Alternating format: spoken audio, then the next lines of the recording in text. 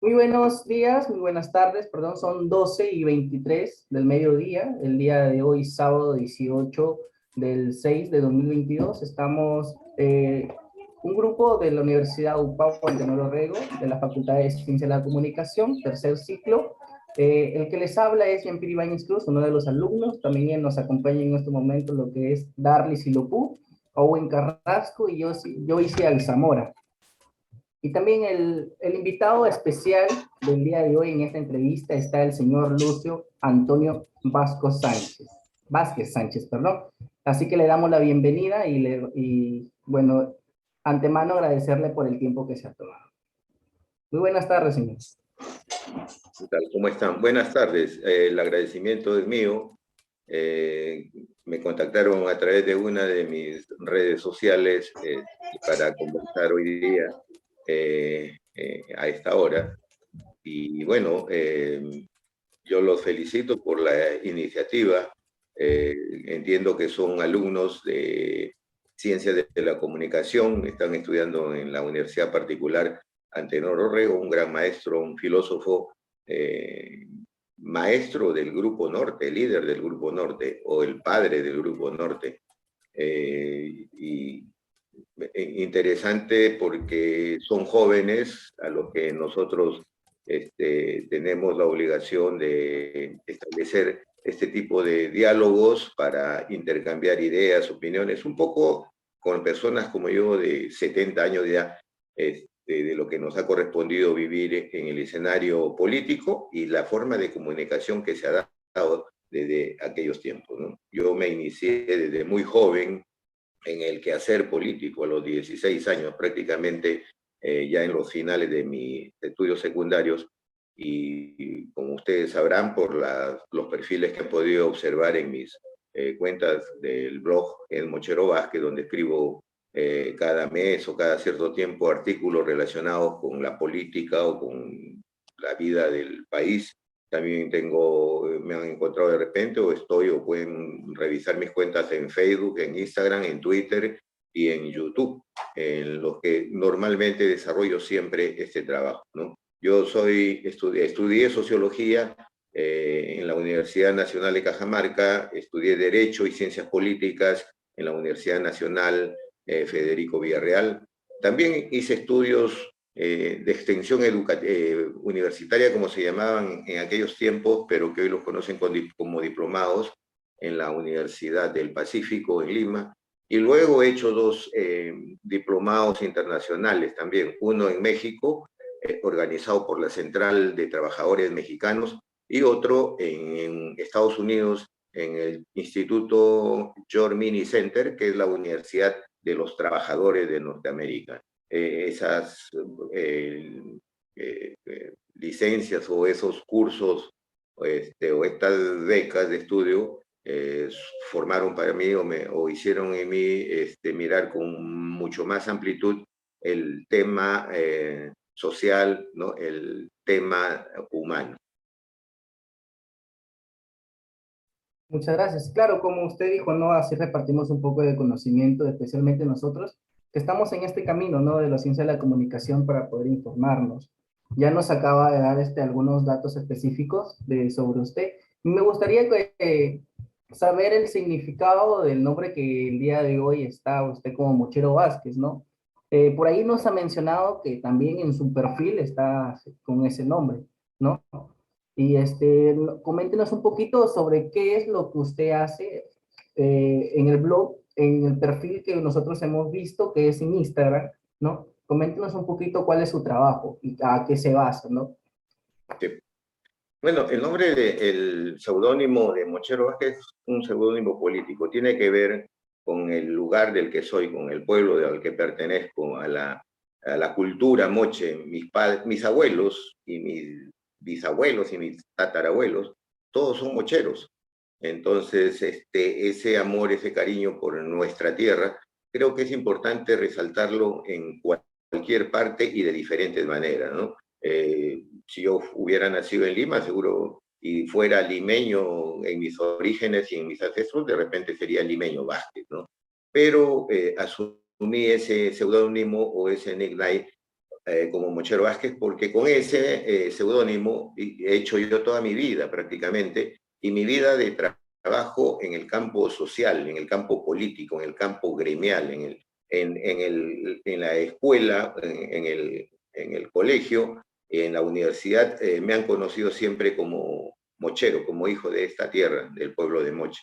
Entonces, a partir de eso viene el nombre de Mochero Vázquez, pero más aún, yo tuve la suerte de vivir con Aya de la Torre los 5 últimos años de su vida, desde el año 74 hasta 1979.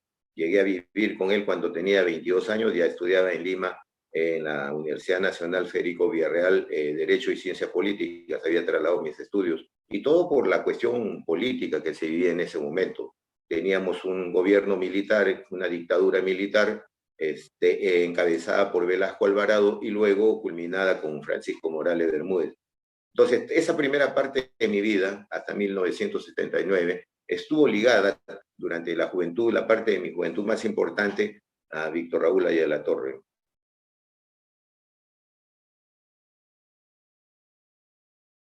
Claro, y muy bien. Fueron datos precisos, ¿no? Que nos acaba de mencionarse. Eso es por ejemplo, el conocimiento de la política, como cuando usted inició, ¿no? Prácticamente. Me gustaría saber un poco, o háblenos sobre el conocimiento de su blogger, ¿no? El blogger que usted es, ¿de qué nos habla en datos específicos de aquello? Bueno, ese blogger expresa un poco artículos o puntos de vista de acuerdo a los lugares en los que me he encontrado, ¿no? En algunos casos en Venezuela, por ejemplo, he podido observar muy de cerca el proceso chavista, ¿no?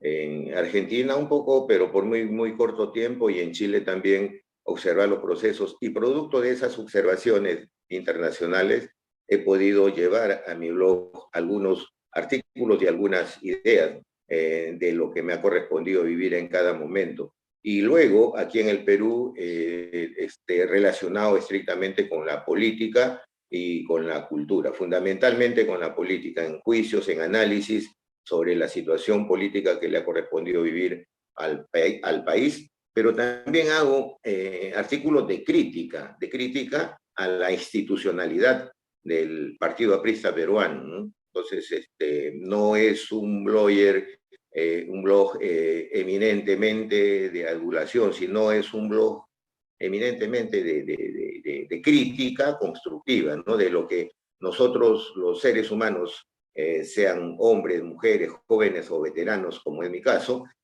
siempre aspiramos a vivir en un mundo equitativo, un mundo de justicia social, un mundo de crecimiento económico, un mundo donde el futuro de nuestro país se asiente en lo que significa el trabajo de las personas. Claro, vemos muchas personas, ¿no? Que lo que ellos hacen a través de las redes sociales, arman blog, ¿no? Sobre la política, más de relacionado como política, a ver cómo le puedo, apristas, ¿no? Basadas a diferentes grupos de política, ¿no? Como por ejemplo hay enfrentamiento durante esta, pero como usted dice, está relacionado más a lo que es crítica constructiva, ¿no? Claro. Por ejemplo, dentro de la política hay mucha variedad de que nosotros podemos hablar, ¿no? Por ejemplo, como una es crítica constructiva, otra es el apoyo a un partido político, otra es donde que relacionamos todo lo que es la política en el Perú. Hay otros grupos que, por ejemplo, hacen la política en general, tanto como en diferentes lugares, ¿no? Y, y bueno, esa es la primera pregunta durante toda esta entrevista y tengo a mi compañera Joyce que le va a hacer la segunda pregunta. Claro, señor Mochero, para usted como creador de Blogger, ¿cuál ha sido su motivación para conducirlo a crear estos bloggers a lo que usted se dedica? Bueno, acababa de decirle, creo que a Jean-Pierre, la concepción de lo que significa hoy día el hacer política y el saber comunicar la política, ¿no? Y quiero partir en tu segunda pregunta de lo que para nosotros tiene que ser el llamado a la gran reflexión que tenemos que hacer para poder, digamos, lograr conciencia. Es decir, Los comunicadores, ¿para qué comunican tal o cual hecho o tal o cual idea? Para lograr conciencia en la población, para que la población tome conciencia y reaccione. Hay mensajes positivos y la población va a reaccionar positivamente. Hay mensajes negativos y la población va a reaccionar negativamente. Y esto tiene que ver fundamentalmente con los que dirigen los destinos de nuestras comunidades, sean los alcaldes vecinales, los alcaldes distritales, los alcaldes provinciales, los gobernadores regionales, sea el presidente, sea sus ministros o los parlamentarios. Pero adicionalmente también la ejecución de todas estas ideas o de todas estas leyes a través de los funcionarios. Es decir, es un conjunto, ¿no?, de entre los que hacen las leyes, el legislativo, y los que ejecutan las leyes, que son el ejecutivo. Esas leyes, si se hacen correctamente, es decir, teniendo en cuenta el mundo de ahora y el mundo que se proyecta, entonces vamos a tener nosotros seguridades de que si yo estoy haciendo una carrera profesional, mañana voy a tener un empleo. Pero si nosotros vemos leyes que no nos dan esa seguridad, esa tranquilidad material y espiritual, entonces vivimos en una incertidumbre y vamos estudiando, pero vamos teniendo esa gran duda, ¿en qué voy a trabajar mañana? ¿Qué cosa voy a hacer con mi profesión? De repente terminamos, o muchos, como los de mi generación, han terminado siendo ingenieros, médicos, profesionales, etcétera, etcétera, y haciendo labores manuales de otra naturaleza. Es decir, sus padres invirtieron un dinero en algo que no les iba a ser rentable, ¿no?, en el futuro. Y de lo que se trata, en realidad, en el fondo de todo esto es eso, buscar esa seguridad espiritual y material para los hombres y mujeres del mundo, no solamente de Perú, porque ya hoy día con esta globalización que vivimos, los profesionales que se crean en cada país, de una u otra manera no sabe si van a terminar ejerciendo su profesión en ese país o se van a ir a otros países. Por eso es que hoy día las exigencias de tener 3, 4 idiomas hace que el estudiante tenga ya una visión globalista, ¿no?, de su futuro. Y esto tiene que ver con lo que le decía anteriormente a Jean-Pierre, el orden mundial. El orden mundial tiene que ver con la política. Y un político tiene que estar enganchado en ese concepto de lo que significa el orden mundial. El nuevo orden mundial, hoy día lo ratifico nuevamente, se sienta en la ciencia y la tecnología, en el conocimiento. Hoy día nosotros podemos hacer una alianza estratégica entre un señor que tiene capital efectivo y otro señor profesional que tiene conocimiento. Y entonces estos dos elementos, el dinero y el conocimiento, se juntan y pueden hacer cosas importantes. Eso se va traduciendo en lo que significa el nuevo orden mundial en función de la ciencia y la tecnología. Y la política hoy día tiene que partir de ahí. La política no puede partir entonces de decir yo quiero ser alcalde porque quiero meterme ahí para hacer una vereda y cobrar caro y de ahí tener un dinero que va a venir a mi bolsillo. O no puede significar la política y decir, quiero ser congresista, pero llego allá y juro por la plata, porque no sé qué cosa voy a hacer, para qué sirve ser congresista, ¿no? Entonces, estos blogs, estas redes sociales que tengo yo, tanto en Twitter, en Instagram, en Facebook, en YouTube y mi blog, que se llama Mochero Vázquez también, tienen esa finalidad, crear conciencia de las personas que me leen, de la mano de la ciencia, porque al final de todo, nosotros lo que buscamos es que la política sea un instrumento para cambiar no solamente la mentalidad, la conciencia, sino para cambiar el estatus económico de todas las personas. Desde el punto de vista aprista, nosotros los apristas tenemos un principio bastante interesante en el tema económico que decimos, nosotros tenemos que saber tratar con los capitales para crear riqueza para que no las tienen, ¿no? La riqueza no solamente tiene que ver con el aspecto material, sino también con el aspecto intelectual, con el conocimiento. Y bueno, Owen, parece que tienes tú otras preguntas. Pero en este caso, señor Morocho nos comentó acerca de la temática de su blog y las redes sociales que usted está utilizando. En este caso, nosotros quisiéramos saber cuál es su público objetivo al cual usted está quiere llegar, en este caso con sus blogs y sus redes sociales. Tu nombre es Owen. Sí, así es. Oh, ok. Buen día, Owen. ¿De qué parte eres? De Piura, también como mi compañero. También Piura. ¿Y en qué distrito vives? Castilla. Ah, en Castilla. Los dos son de la tierra de Velasco Alvarado. Así es. Así es. Ustedes saben que ahí nació Juan Velasco Alvarado, ¿no? Claro. Y bueno, quiso hacer cosas buenas por el Perú, pero desgraciadamente muchos dicen que no lo dejaron hacer, otros pensamos que se equivocó de aliados y de asesores para poder hacer algo bueno por nuestro país. Interesante, mira, lo que estábamos conversando, ¿no? Y que tiene relación con tu pregunta. ¿Cuál es el público objetivo? En este caso mío.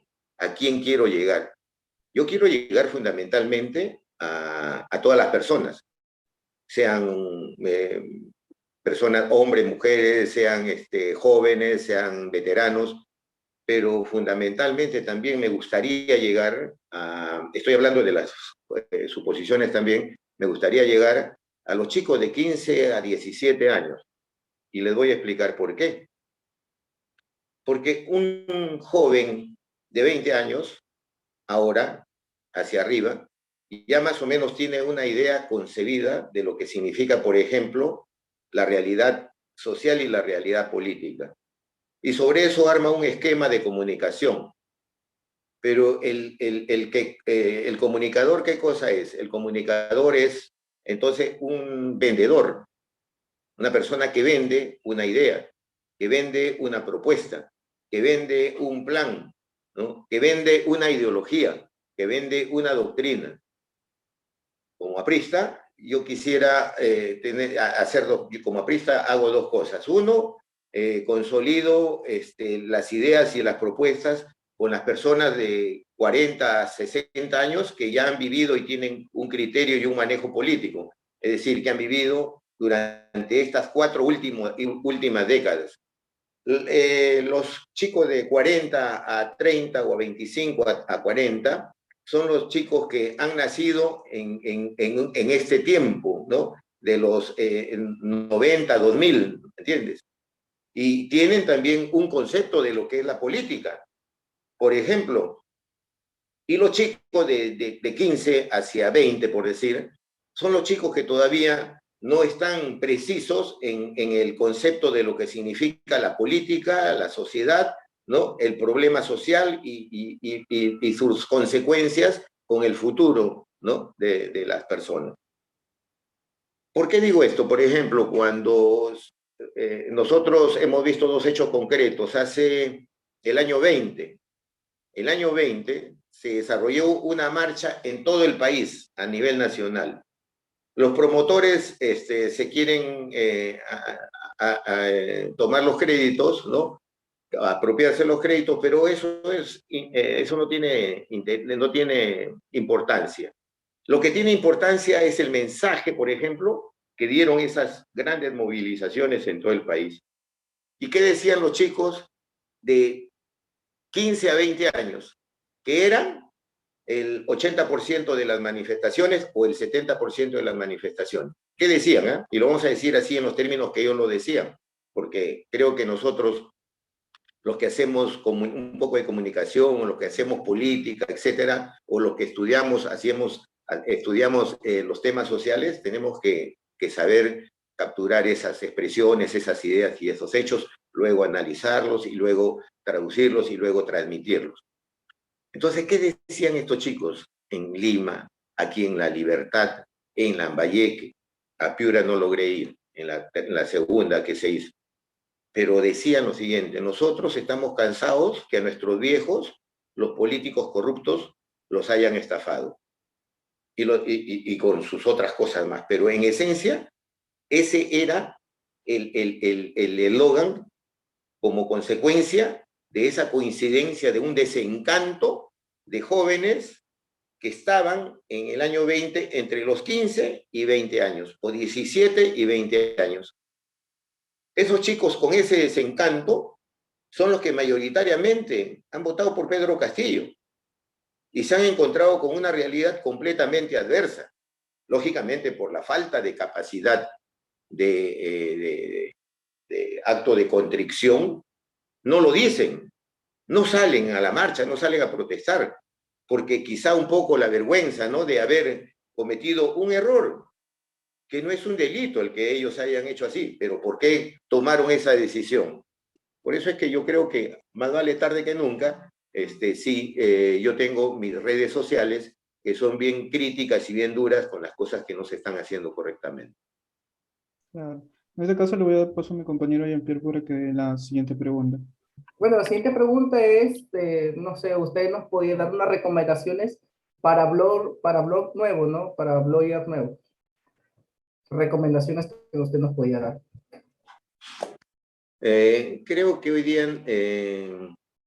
las personas que se dedican a escribir, a hacer artículos a través de las redes sociales, etcétera, si bien es cierto que a veces se busca un público cautivo, se busca un público específico, creo que hoy día la tecnología nos lleva a pensar en que cada palabra, en que cada gesto que nosotros podamos decir, en que cada foto que podamos subir, en que cada video que podemos subir, va a ser visto por chicos y por adultos, ¿no? Entonces, creo que no hay, el blogger no debe escribir solamente para un público determinado, tiene que pensar en un público múltiple, ¿no? Yo creo que hoy día la tecnología ha roto esa barrera de la cuestión específica, de la especialidad, ¿no?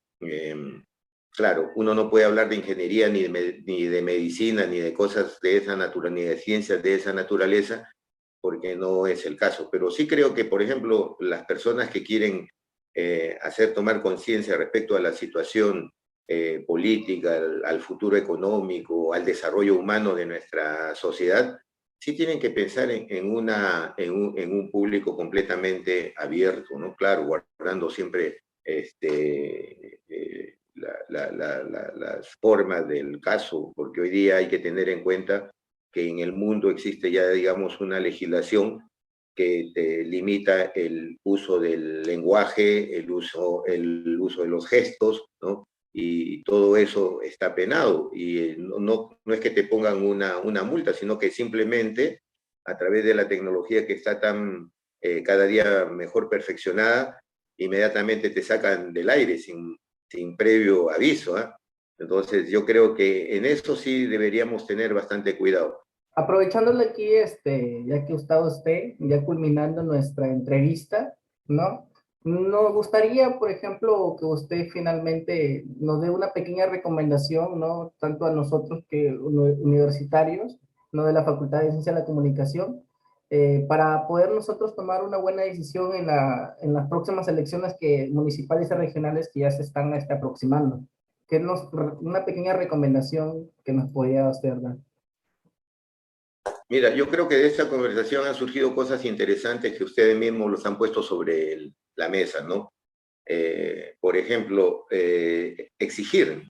Yo creo que esto hay que hacerlo así desde ese punto de vista de la exigencia. Exigir a los candidatos, sean desde los regidores, consejeros, alcaldes o gobernadores, a que vayan a sentarse en las mesas de diálogo con los estudiantes universitarios. No solamente con los estudiantes de ciencias de la comunicación, que son seguramente los más especializados en digerir todas las propuestas y las ideas y lanzarlas hacia la comunidad, sino con los estudiantes en general. Porque en una universidad tenemos ingenieros, tenemos economistas, tenemos médicos, tenemos enfermeras, tenemos educadores, tenemos comunicadores, etcétera. Tenemos cocineros, tenemos peluqueros, porque ya hoy día son también profesiones, ¿no? Y entonces cada una de esas actividades tiene que ver con el voto que cada uno vamos a emitir. El cocinero dirá, pero ¿qué tengo yo que ver? Si a mí me gusta cocinar, yo voy a cocinar. Sí tiene que ver, porque si tú eliges mal, o ayudas a elegir mal, o te quedas mudo ante una persona que va a elegir mal, no vas a tener clientes. Igual tu peluquero. En vez de que se vayan a comer una vez a la semana, van a ir una vez al mes. Y en vez de que se vayan a cortar el cabello, o hacerse la barba, o hacerse la peluca de moda, cada 15 días, 20, van a ir cada 2 meses. ¿Por qué? Porque la capacidad de ingreso, ¿no? Porque la economía popular se va a ver perjudicada, y eso lo estamos viviendo hoy día. El chico que es ingeniero, tal, muy bien, quiero comprar mi carro, excelente, ¿no? Porque para eso se estudia, para ser rico, no se estudia para ser pobre, para vivir mejor, para tener una posibilidad económica distinta, para ahorrar, para ser rico, para tener riqueza material, también riqueza espiritual. ¿Y qué pasa si mañana te despiden o te comienzan a rebajar el sueldo que antes ganabas 10.000, 12.000 soles y te lo bajan a 7, 8? Entonces tendrás que dejar el carro, devolverlo. Entonces tendrás que volver a vivir con tu papá porque tu depa ya no lo vas a poder pagar. Mira, qué importante es elegir y elegir bien. Qué importante es. Pero entonces nosotros necesitamos traerlos a las universidades, a todos los políticos, al que va a dirigir los destinos de mi distrito, al que va al alcalde vecinal que también va a administrar recursos económicos que son producto de nuestros impuestos. La gente dice, no, a mí no me importa. Cuando subes a una combi, pagas impuesto a través de la gasolina, la llanta que se compra. Cuando te echas una chelita o una Coca-Cola, pagas impuesto. El informal paga impuesto. ¿Acaso porque sea informal cuando compra arroz no paga impuesto? Cuando se compra sus zapatos no paga, todos pagamos impuestos. Lo que pasa es que nos han metido una idea completamente equivocada. Otra cosa es la informalidad, que hay que ayudarla a formalizar para que no sea un vendedor que ande corriendo de aquí para allá. Ese es otro tema.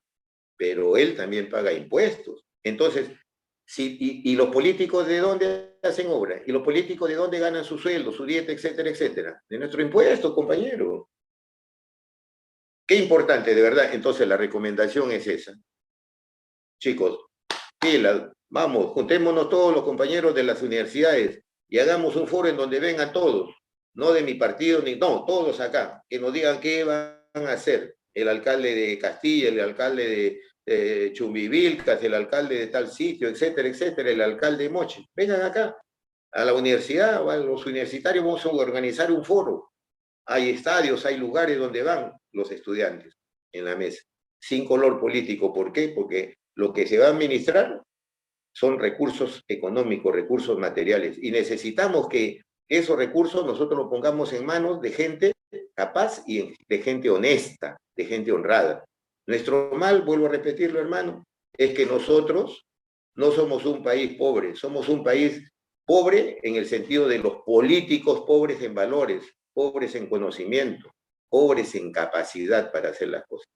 Bueno, agradecerle a usted, señor Luz Antonio, por brindarnos esta información y por estar con nosotros, por regalarnos prácticamente un poco de su tiempo, ¿no? Sé que usted es una persona ocupada, pero nos ha brindado esta información y este apoyo para la elaboración de nuestra tarea, ¿no? Gracias nuevamente y pues...